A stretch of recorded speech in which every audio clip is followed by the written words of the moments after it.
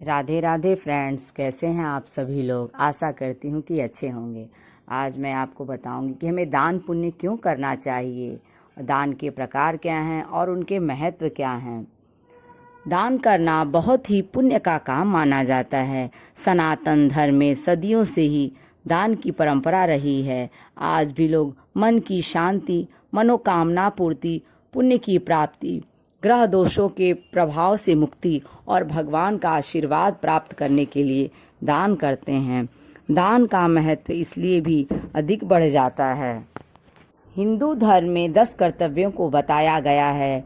ईश्वर प्राणिधान, संध्या वंदन, श्रावण माह व्रत, तीर्थ 4 धाम, दान, मकर संक्रांति, कुंभ पर्व, पंचयज्ञ, सेवा कार्य, संस्कार और धर्म प्रचार। यहाँ हम जानते हैं कि दान के प्रकार, महत्व और उसके मुहूर्त के बारे में। दान के प्रकार, वेदों में 3 प्रकार के दाता कहे गए हैं। उत्तम, मध्यम और निकृष्ट। धर्म की उन्नति रूप सत्य विद्या के लिए जो देता है वह उत्तम, कीर्ति या स्वार्थ के लिए जो देता है वह मध्यम, और जो वेश्यागमनादि भांड भाटे पंडे को निष्प्रयोजन को देता है वह निकृष्ट माना गया है।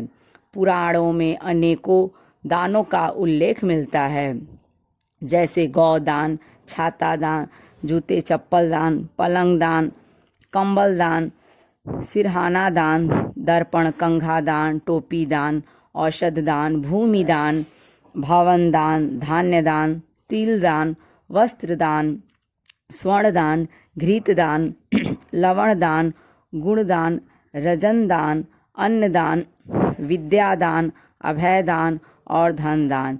इनमें से मुख्य हैं अन्नदान, वस्त्र दान, औषध दान, ज्ञान दान एवं अभय दान।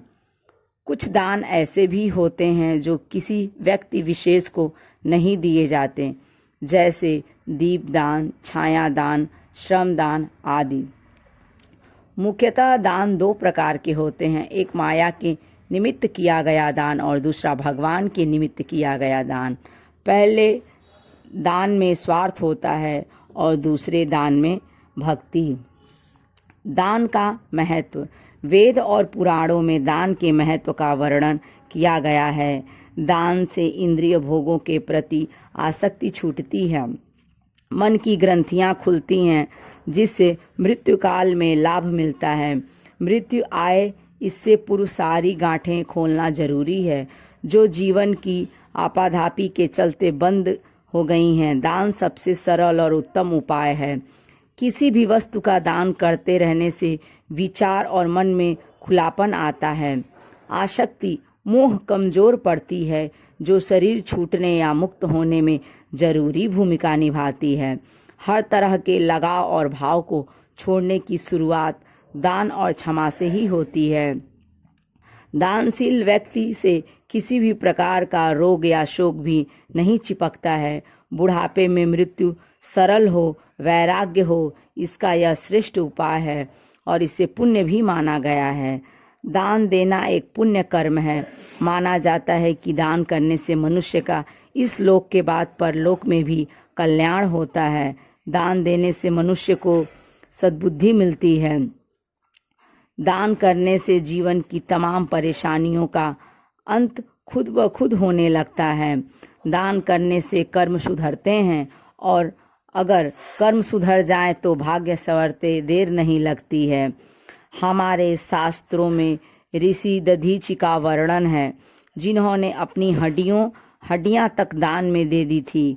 कर्ण का वर्णन है, जिसने अपने अंतिम समय में भी अपना स्वर्ण दंत याचक को दान में दे दिया था। दान एक हाथ से देने पर अनेक हाथों से लौटकर हमारे ही पास वापस आ जाता है। बस शर्त यह है कि दान निस्वार्थ भाव से श्रद्धा पूर्वक समाज की भलाई के लिए किया जाए। दान करने से सभी तरह के दैहिक, मानसिक और आत्मिक ताप मिट जाते हैं। दान करने से ग्रह दोष, नक्षत्र दोष, पितृ दोष, मंगल दोष, काल सर्प दोष आदि सभी तरह के दोष मिट जाते हैं। जरूरतमंद व्यक्ति को दान देने से सभी मनोकामनाएं पूरी होती हैं। दान करने से घर परिवार में किसी भी प्रकार का संकट नहीं आता है और सुख समृद्धि बनी रहती है। दान देने का सही समय क्या है? यदि कोई याचक आपके द्वार पर आए तो दान दें। यदि कोई अतिथि आपके घर आए तो उसे दान दें। यदि मंदिर में जाएं तो दान दें। यदि किसी तीर्थ क्षेत्र में जाएं तो दान दें।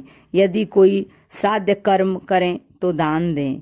यदि कोई संक्रांति पर्व हो तो दान दें। यदि परिवार में किसी को भी धन, वस्तु या अन्य की आवश्यकता हो तो दान दें। यदि देश, समाज और धर्म पर किसी भी प्रकार का संकट आया हो तो दान दें।